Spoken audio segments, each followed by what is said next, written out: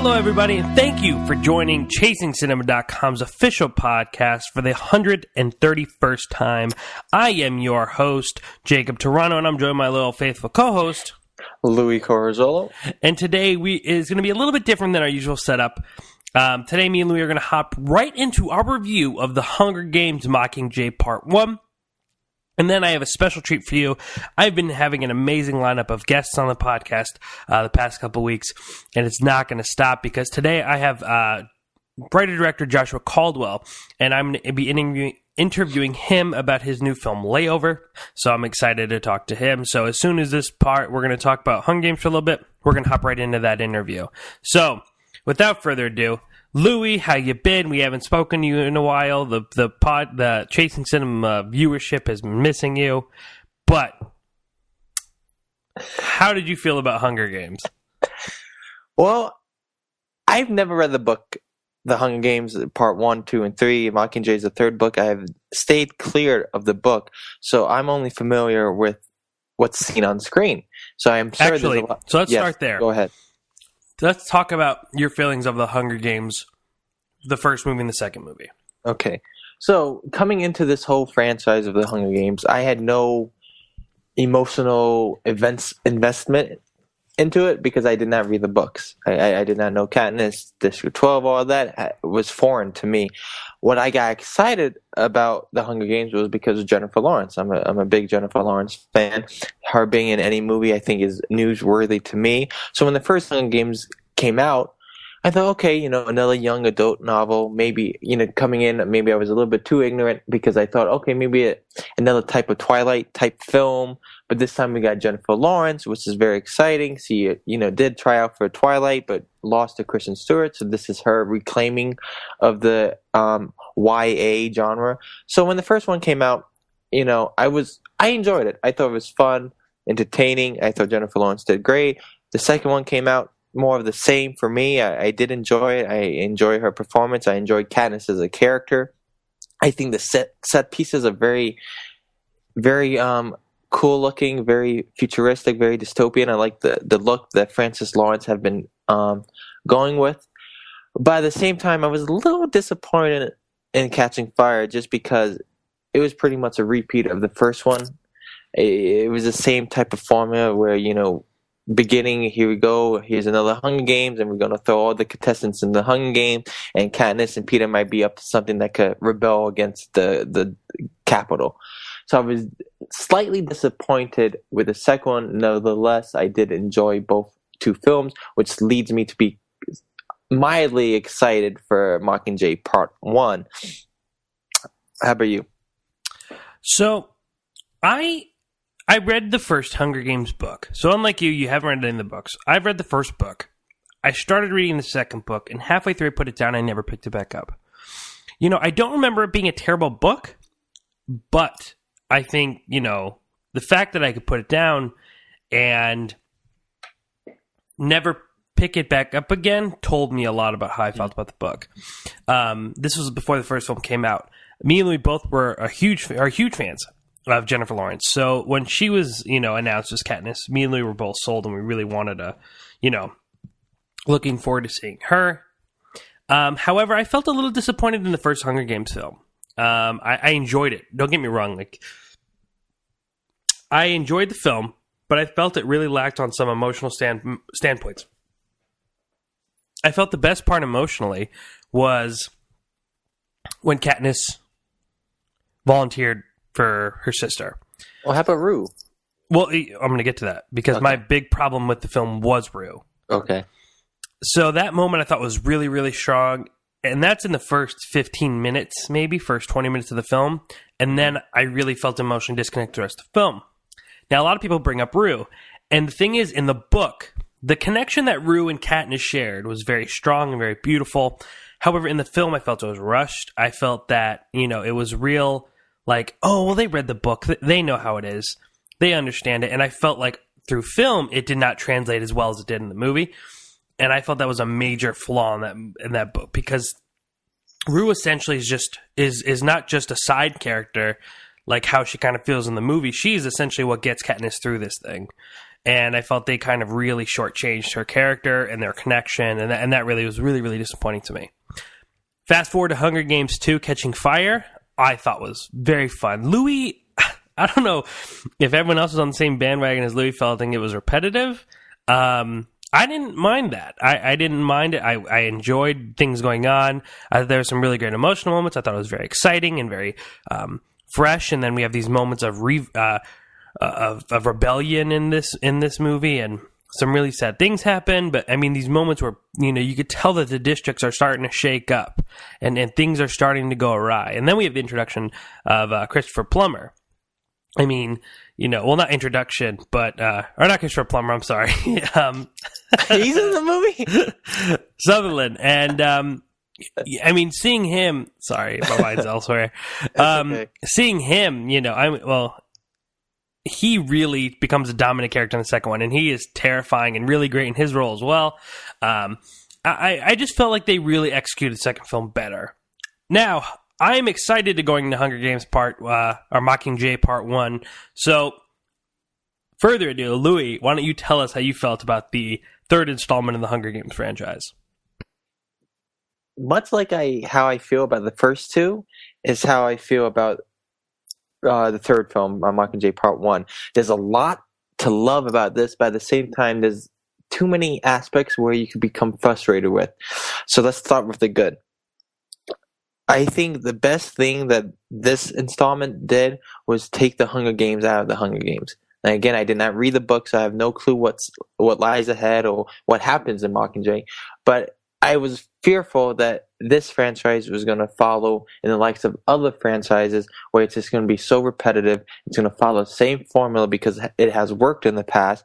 That I was again afraid that we're going to witness another Hunger Games, which we don't. And I thank God that we don't, because shifting Panem into a dystopian state of war, I think is fascinating. And I think Francis Lawrence and the screenwriters does a great job at creating this dystopian state of war. It's a different look for Panem. You finally see the destruction the capital has caused on the whole different districts. Getting inside District 13 was fascinating because it was much talked about. Did this district exist or not? And this seeing the state of war was pretty much the selling point for me. I was definitely hooked in that regard.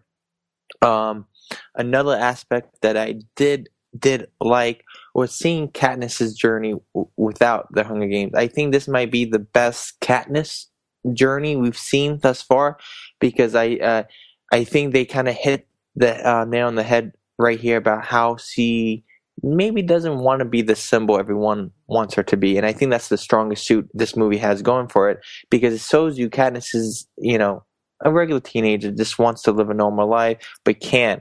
But does he really want to be the revolutionary symbol? And the struggle she faces of doing what's right for the districts, or what's right for herself and the people she loves, is very fascinating. And I think the balance in this film is fully realized, and maybe not so in the first two. In this one, they really got it right with Katniss and her complex issue. Another aspect that I thought was fabulous, and we finally got this, was definitely the supporting characters. I thought in this one the supporting characters were better than Katniss, and that's really good, because in the first two films the only thing you cared about was Katniss. And maybe I give you President Snow is always good, and Stanley Tucci is always funny with his character, and Elizabeth Banks. They've been always good to watch, but they haven't been as important as Katniss. And I think for the first time we see a level playing field for all the characters involved, because even like a character like Gale, through the first two films, we could have used without. He's been a plot device, a love triangle, but you get some more emotional investment in Gale and see more of his backstory. I definitely appreciate that. President Snow is still scary good in his threats. I did enjoy that. Anytime seeing the late great Philip Seymour Hoffman is a good plus, and his character you get a little bit more background to, and that's cool. And let's go to Woody Harrelson. We always love his Haymitch, but because he's sobering up it's a different type of Haymitz, and it's kind of refreshing too. We don't see the old drunk Haymitz always saying stupid things. We see his smarts in this one really coming to the forefront. But I think the best aspect of the supporting characters was Peter. Finally, Peter gets the respect he kind of deserves, because let's face it, the first film he was just a rock for the majority of the film. He was nothing. In the second film, he was just, to me at least, he seemed more of a complaining love interest that just wants Katniss but wants to protect her. Very, very unappealing to me. In this one, we see kind of layers to Peter, and watching him struggle with the Capitol being, drugged up was very, very fascinating. And plus, I think you have to give credit to the screenwriters once again, and even Suzanne Collins, if this is in the novel. There's a gender reversal. Usually in so many movies we see that the female character are damsels in distress. But in this one, it's Peeta who is in distress, and it's Katniss who wants to leave the rescue mission to save him. And so many times before, it's the other way around. In this one, they switch it, and definitely like that. And Julianne Moore, phenomenal. She's a great addition to the cast. Big props to her. So that's what I liked. It's hard not to like all those aspects, but at the same time, there was a few problems for me, and then I think it has to do with the fact that it's being split up into two films. Obviously, I do understand why they're doing it, for the money aspect. Great marketing idea. It's worked for Harry Potter. It's worked for Twilight. Why not do it again? I think even Divergent's doing it. So we're going to continue to see this happening.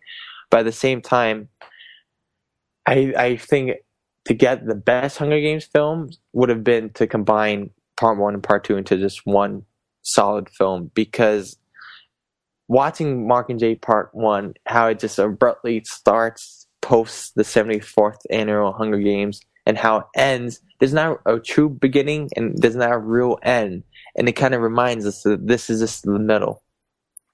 And that's very disappointing, because while it's necessary to watch this happen, this could be condensed into maybe 35 minutes to an hour into one long film. Mm-hmm. And it would have been fine, because it's really just a placeholder for the main event, and that's coming up next year. It's basically all exposition.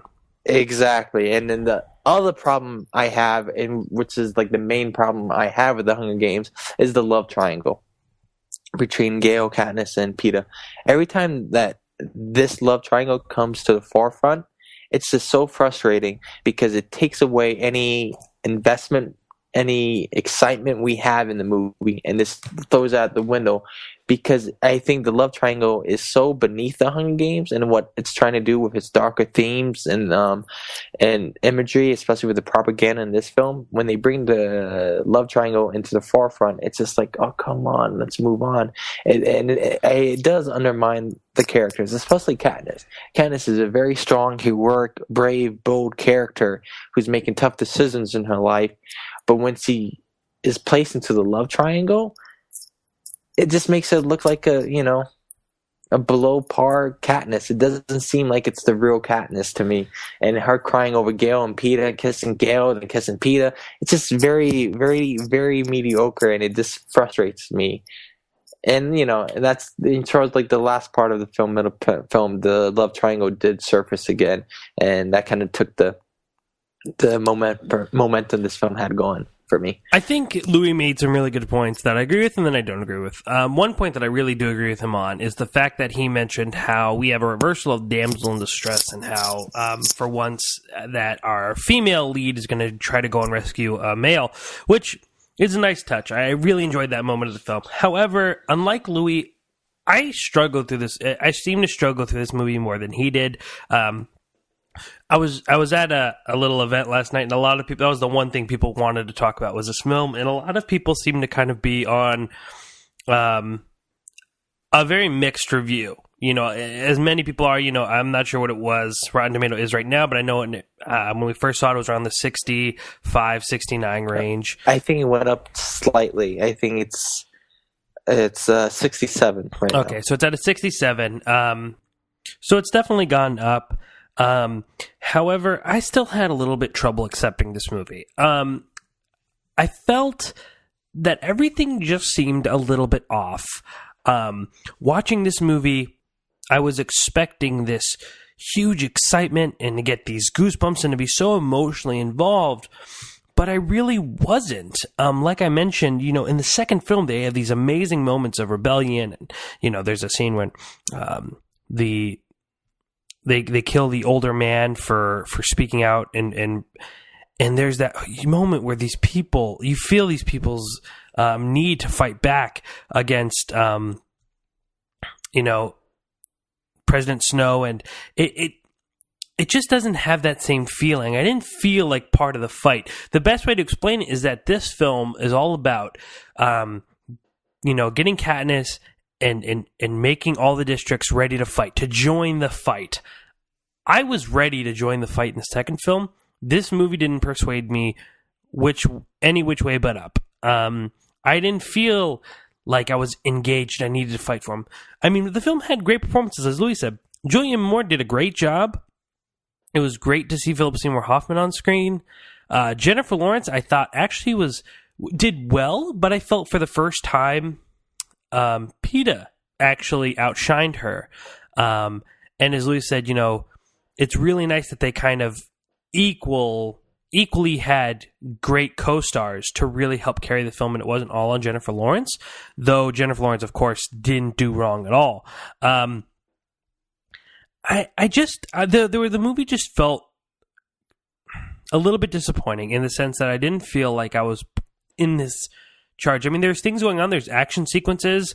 There's like really emotional stuff, but I felt very unconnected to this movie. I don't think it was bad. That's the one thing I want to get across. Like, I don't think the film was bad at all. I thought it was a good movie, but disappointing in the sense that Hunger Games 2 brought me on such a level that I was ready to go in and fight, where this movie kind of took me back and go, oh, okay, let's see what happens next. As we said, they did split the film into two, so this movie is all exposition, and the next film's going to be all this huge just clash, and all of it's going to come together. But my complaint is, the Marvel universe and DC universe, though, as I mentioned before, I'm kind of getting tired on the whole comic book movie, has a really great way of showing how they could put whole comic book series and graphic novels all into one movie. So I felt they could have done Mockingjay Part 1, or Mockingjay as one whole rather than Part 1, Part 2, as Louis said. But, in the interest of money and knowing you're going to have those people to come to both films, you could split it up. But there was a lot that you could have cut out and could have just made one big movie. I felt they lost the momentum a little bit here, but again, not a terrible movie. Good movie, but a definitely less better movie than Hunger Games Catching Fire. So, but that's how I feel about the film. I mean, it's just, I expect a lot good. It could have been a lot better.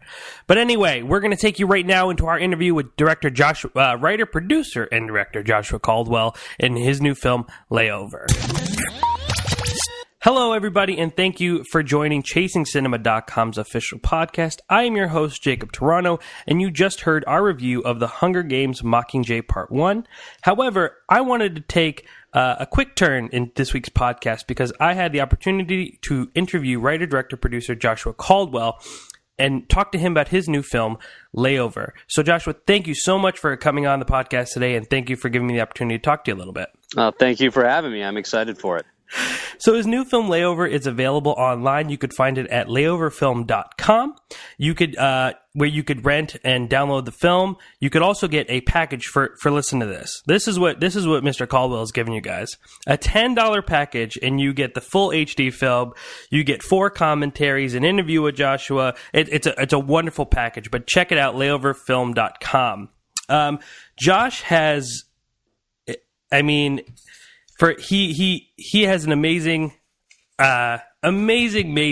style that, you guys have to check out this film. We're going to be talking very much more in depth about it. But let me just give you a little background on Josh. He won the MTV Student Filmmaker Award in 2006, which was the first time ever. But it's now known as the Best Film on Campus Award. He has shot multiple shorts, such as The Beautiful Lie, Dig. He also directed 8 episodes of the web series Welcome to Sanitation, and now he has his first feature film debut, Layover. So, Josh, the first thing I want to say is, I really, really enjoyed the film. I mean, I really, really enjoyed this film.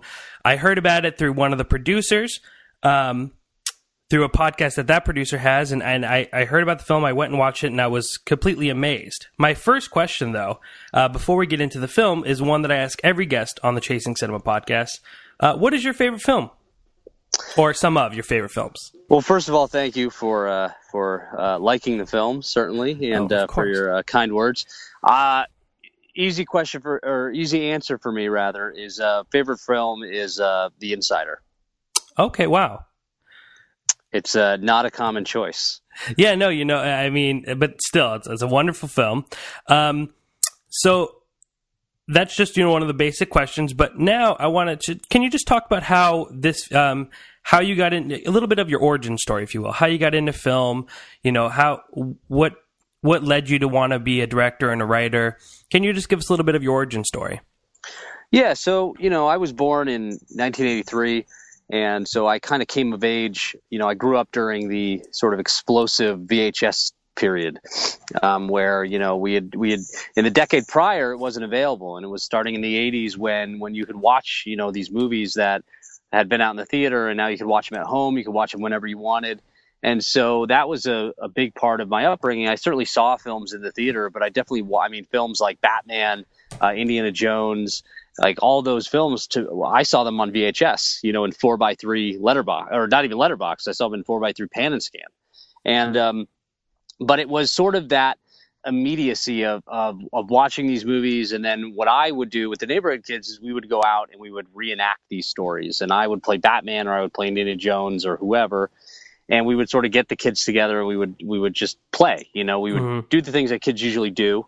But we would do it within the context of these movies. And it was I start with that because it was a very gradual process by which I came to wanting to direct movies. Because at that time, the concept of a director and a writer and a cinematographer was a foreign idea to me. It was not something I was aware of. But I loved movies, and my dad really loved movies. And so, I continued to watch them and want to go see them and want to explore these characters.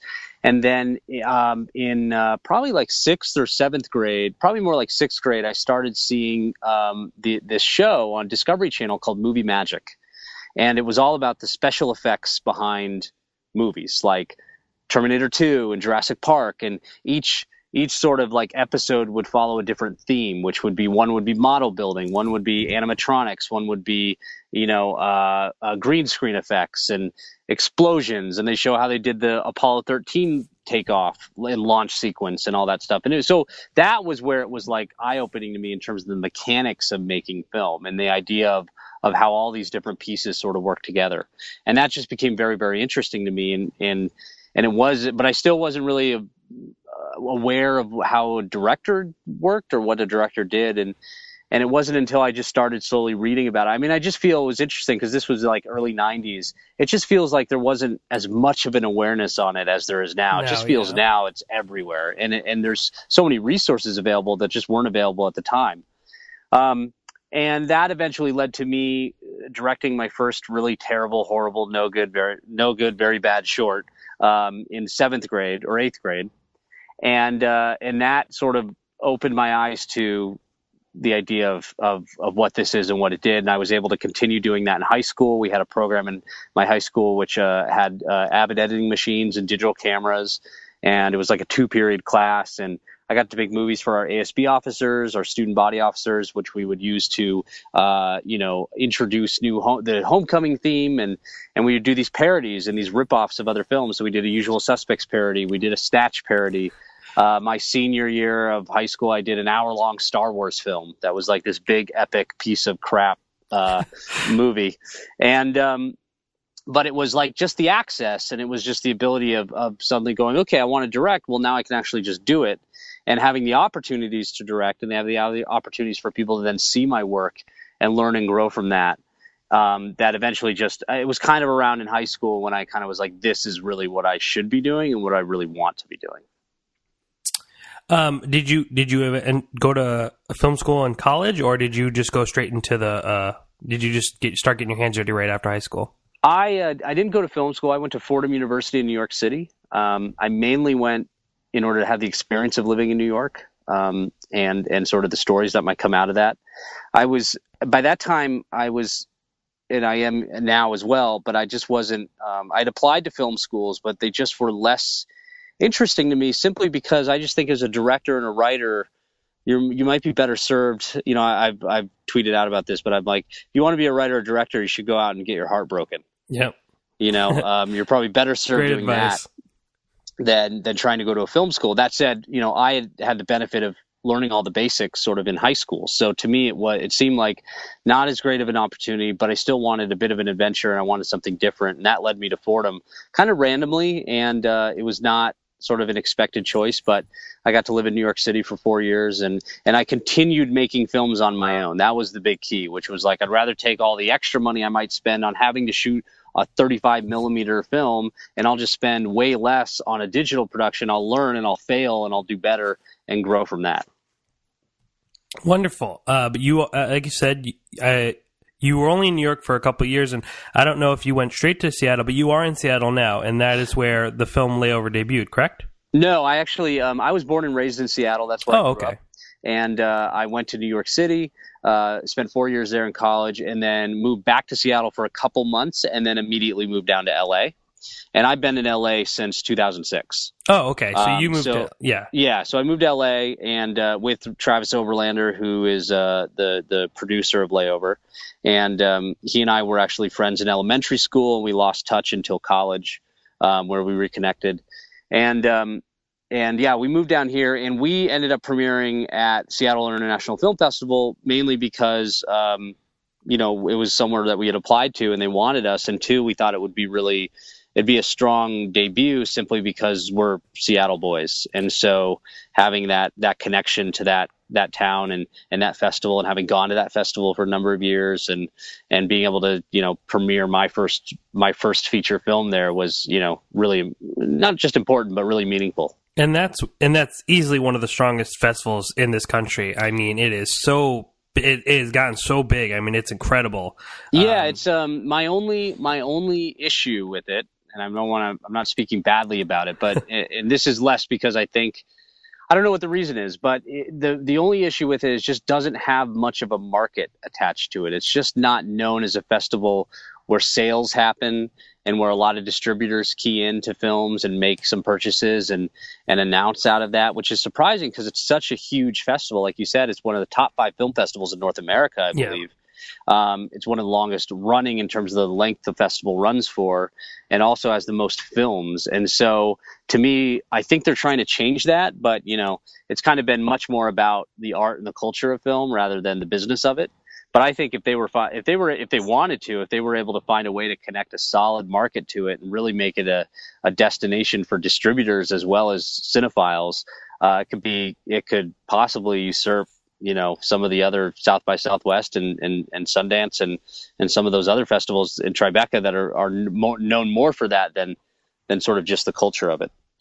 Gotcha. Yeah. I mean, like you said, though, I mean, I've just heard so many great things about Seattle, but I do know, as you said, I mean, I have not heard much about as far as like sales and people actually selling their film rather than just, people going to just enjoy the art. Yeah. And listen, we appreciate that. We have no problem with it. We sold out both of our screenings. We got a lot of press coming out of Seattle, so it was really beneficial to us. But, for filmmakers looking for that, as your debut, you should just take that in consideration, that it's not much of a sort of market festival as some others are. But it's still a wonderful place to screen your film. And I'd highly recommend it. We were very well taken care of, and really met some great people up there. All right, well, let's start talking about the film that debuted at this festival, Layover. Josh, can you please just tell the audience what Layover is about? Layover is the story about a young Parisian named Simone who is traveling from Paris to Singapore to visit her boyfriend. She believes her boyfriend is going to propose, and she's sort of unsure as to whether or not that's the life she wants. and she has an unexpected layover in Los Angeles for 12 hours when her connecting flight is canceled. And so the movie is about those 12 hours and what happens to her and the people she meets and sort of this nighttime dreamlike journey through the streets of LA, in which she sort of starts to question whether she's going to get back on the plane. And as I said, I truly enjoyed this journey and taking it on with Simone. And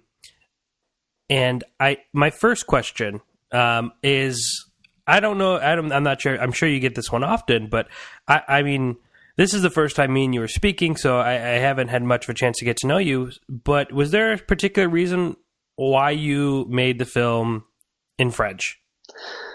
I was, I was interested in.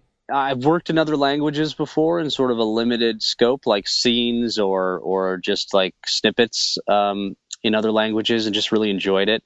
I'm of the opinion that if I'm going to make a film that features other languages, I'll feature the other languages as opposed to, the English with the accent.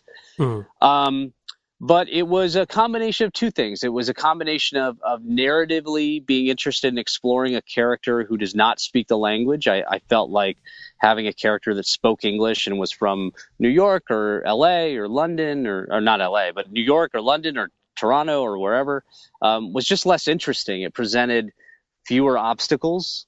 So just narratively, I was a little bit more interested in what that might bring, and sort of the walls that might be put up and the confusion that might come from that and the obstacles that might come from that. The culture shock, yeah. Yeah, the culture shock and sort of, secondary to that, I was kind of interested in doing a foreign language film that was set in an American city. I really like the idea of doing the opposite of what we normally do, which is do an English language film set in a foreign city. And the challenge of knowing that this was a very, very low budget film and it was a very small film in a lot of regards, and doing what I could despite that to make it something that people could talk about and have something to key into in terms of what might excite them about that. As it turns out, it was more the budget that we used as opposed to the fact that my debut film was in a language that I don't speak as a director. I thought that might be a more interesting angle, but it was really wanting to just explore something different and the challenge of doing it. And it ended up being French mainly because I knew Natalie and Bella both spoke French. Had they both spoken Italian, it would have turned into an Italian neorealist film. And I'm talking the filmmaking language with Joshua Caldwell, writer, director, and producer of the new film Layover, where you could find at layoverfilm.com. For $10, you could get the full HD film, an interview with Josh. There's 4-track commentaries. I mean, for $10, you can't go wrong. Incredible film. I can't recommend it enough. So, Josh, now to me, even though there is a character who may very much resonate with you as a person while you're writing this film, who seems to really want to get out of LA. I couldn't help but notice that this might be your, Woody Allen's Manhattan dedicated to LA. Is this a love letter to LA? I mean, do you love the city, and is this your way of showing that love? Or was that your purpose, or did that just kind of happen? It wasn't wholly intentional to make it a love letter to LA. I think, I'm a transplant here. I've been here for a number of years. It's LA. LA as a city has really grown on me. Having lived in Seattle and then New York and then Florence for a period of time, Italy, it wasn't, it was kind of felt like LA was like disparate and spread out and wasn't quite sure what kind of city it wanted to be. And what I've realized about LA is LA's really dependent on you making what you want of it. As opposed to like a new city like New York, it kind of exists on its own in its own way, and you kind of have to tap into it. Whereas with LA, it's really about what do you want to do? Do you want to be, the guy that's the person that's always around, in Venice on the beach? Do you want to be the one that lives downtown or up in the valley or Hollywood? Or, are you a snowboarder? Are you a skier? Are you a surfer? Like, there's so many different ways to exist in LA and kind of really make it your own. But it's hard for people because so many other cities just present you with the culture, and you're kind of like, all right, that's like what New York is. That's New York. It's this, this, this, and this. And I think LA is really interesting in that it's just not that. It's kind of whatever you want it to be. It's the land of dreams in a way. And, just from having lived here, there's certain aspects of it that I've just come to really fall in love with. I mean, the city at night is just one of the most beautiful cities, I think, in the world, just because of the way it's spread out so much and just the size of it and the way that the different types of light that are out there, And so, it was less about like, let's make a conscious decision to tell a story about LA. And it was more like, let's actually tell a story in which, LA is seen through the eyes of somebody that's never been here before, and experienced by somebody that's never been here before, which means, we're not giving you a tourist version of LA. It's not Sunset Boulevard. It's not Hollywood sign. It's a very different side of LA. Yeah. And we kind of like pass through those, but not in a way where it's like deliberate, where we go like, hey, we're on Sunset Boulevard. Yep. Like if you're aware of where they're riding the motorcycle, you can figure it out. But it was less about that and more about let's keep it as a very contained, sort of somewhat claustrophobic point of view of what this city looks like, as it would for anybody, that is popping in for 12 hours. There's just no way to make sense of a city, the whole city. Amount of time. And that was one thing I wanted to comment on is, you really had a wonderful way of showing that, you can only see so much of LA in such a short amount of time. But, though the film takes place in LA, and you have the one particular scene where I think you just have a beautiful landscape of LA. I know I heard that this movie is a trilogy in films supposedly supposed to be set in LAX. Is that true? Yeah, so it's the first in a trilogy of films that we're calling the LAX trilogy. Okay. And essentially, we were interested in making more movies. We didn't want to make direct sequels, but we also didn't want to make just random unconnected films. And we kind of, just with starting with Layover, the idea of this person coming into the city and sort of the story taking off from there, I really like the idea of like, can we make a triptych of films rather, or a series of films? It doesn't have to be 3, but a series of films that all are very, very different types of stories, but all begin with your main character arriving at LAX. And LAX being treated almost as this hub from which all these varying characters and people and stories branch out. And so like the second film is called Assassin, and it's very, very different. It's a thriller. It's much more high concept. It's got much more action. It's genre, and it's a very, very, very different world than Layover. Even the Layover takes place in 12 hours. Assassin takes place in 3 days. The third film in the trilogy, 10, which is what the X stands for, so LAX, if you put it together, is a relationship drama that actually takes place over more than a decade, about one man's relationship with these 10 different women over the course of his life and how they've kind of affected him and what he's after. And so, there's no reason why we'd have to stop, but those were kind of like an interesting idea of like, can we make these very, very different films? And have them somewhat relate thematically, and certainly relate with the opening, but not in any way be sequels or prequels or anything like that. And that leads me to want to kind of talk about. Now, at first, I didn't know if I was reaching with Layover because of what the film is about, but talking about these films, Assassin takes over 3 days and X takes over 10 years. It seems like time is quite an important theme throughout your films. Is that something you concentrate in a lot of your projects, or is it just something you want to specifically talk about, or is it one of those things that just kind of happen while you were writing? Because, the whole movie of Layover, though, it seems like in the beginning of the film, it could just be a night you could sleep away, this 12-hour period ends up becoming, possibly one of the, a dream, as one of the characters says, one of the nights of her life. Is time a major thing that you like talking about when you write, or did that just kind of happen as long as you were going? It was, in respect to Layover, it was this idea of the compression of time and the way that plays out over a 80-minute film and the way it affects a character. So certainly to that degree, it's that compression, that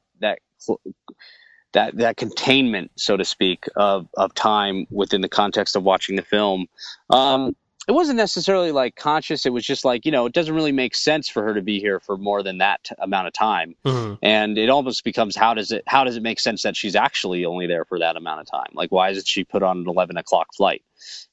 So who knows? But it was funny because I was up in Montreal in October, and in an attempt to fly home, I got stuck on an overnight layover in Chicago. And you're right. Like, basically what I did was I ordered a beer and I flipped on the TV and I hung out and then I went to bed. Mm-hmm. And so time itself is not necessarily something I'm like deliberately playing with, but I do think that, as a filmmaker, you have all these tools available to you that you can use to affect and not trick, but, play with your audience in a way. And what I really liked about with Layover is that so you have 12 hours that take place over 80 minutes, and what that does is that actually like slows everything down. It slows the progress of the film down. It slows the pacing of the film down, because it's something that happens over a much slower period of time, whereas a lot of movies, they'll take place over weeks. And you just jump. Yeah. Like, that's one of the interesting things about films, is the way in which you can jump from one period of time to the other. Yeah, the manipulation of time is just incredible with film, and I thought you did that really well. Thank you. And it's certainly an aspect of the next two films as well. In a way, like 10 is the opposite of Layover, which is a relationship that takes place over many, many years, and we jump from one to the next, over months or a year or sometimes a couple days. Like, it kind of doesn't really matter, and the idea is to not have it matter so much. With Assassin, it's really about just keeping the momentum of the story going, and you're a thriller, so everything's heightened, everything needs to have stakes, and everything just needs to feel like the threat of time is against you. And we're talking time here with writer, director, producer Joshua Caldwell with his new film Layover, which can be found at layoverfilm.com. I mean, the thing about the film that really, really moved me is I think that, I'm a person that really kind of concentrates on message and theme and what the film is saying. And I thought, in a beautiful way, very symbolic to how flights work, is that, you could be on this path with your life, and all it takes is a small detour or a small layover, as if you were on a flight, to completely change your path, and has the possibility in a 12-hour time frame, can change your life, depending on if you decide to take a new route or whatever. And I thought you really, really, that's what I took out of the film. I'm not sure if, that was your purpose, but I felt like that message was really hit home to me. The fact that, you could be on a direct flight to wherever you may be going, in this case, Singapore, and all it takes is that little detour to that can ultimately change your life, depending on your choices. And I thought you showed that really well in the film. So was that something that you were trying to hit home, or did you have a set theme writing this story? To me, this, in a way, the movie became about those people that sort of pop into your life and can have a very profound impact, and then they disappear and you never see them again. Which is why the film ends the way it does, Mm-hmm. Without giving anything away. It ends in a way that a lot of people sort of didn't think it was going to, or didn't expect it to. But my argument against that, or my argument in response, is that I think it actually ends in the way that real life would end. Because that was one of the questions I had for you, is do some people come up to you and say that ending's a little bit off-putting? Like, are some people put off by the ending? Nobody says they were put off by it. They all say it was very, very beautiful. Yeah, that's exactly how I felt. But they expected it to be different, and to be not what the ending is.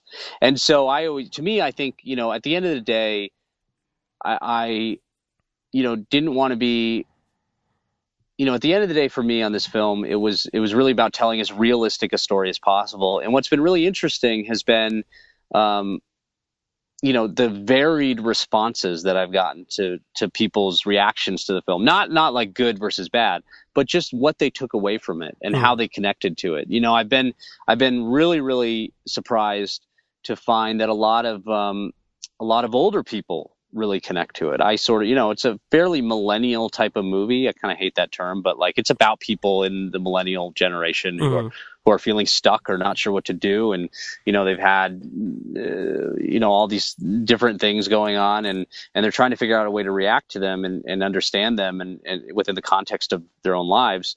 And it's about younger people, but I think what's been really great has seen the spread of audience and demographics that are connecting to it in a way. And I like to think it's because they look back and you see, it seems to engage people in a unique way, whether it's positive or negative, but engage them in a way of saying, I made that mistake, or I wish I had done what she did, or I wish I had done the opposite of what she did.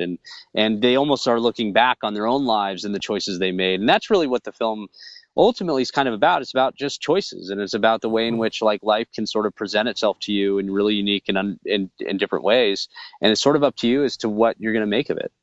And like I said, even though the way I took the film was a little bit different than May, as you wanted to point out, it kind of all comes together. And like I said, I thought you told a beautiful story with a beautiful message. Even so, in preparation to this interview, I was watching the film, and I watched a few times. And one of the times my girlfriend was at work, and she came in on the very last scene when they get in the hotel, and Simone has her speech, and she got emotional, and she hadn't seen the film. And I said, wow, you're getting emotional. I don't even know what's going on. She goes, I find that speech that Simone gives at the very end very, very beautiful. And I did as well, sir. So I just want to applaud your work, sir. I mean, I really, really enjoyed this film. For everyone listening, again, you could find it at layoverfilm.com. You could purchase the SD or HD version, but I recommend the package. It's only $10. You get the full HD film. You get an interview with Josh. There are 4 commentary tracks. It's a great, great package. You can find Joshua at his Twitter page, at Joshua_Caldwell, and that's CALDWELL. Josh, I just want to thank you so much for coming on today and having a discussion with us. And I really, really appreciate it. And I cannot wait to see more of your work.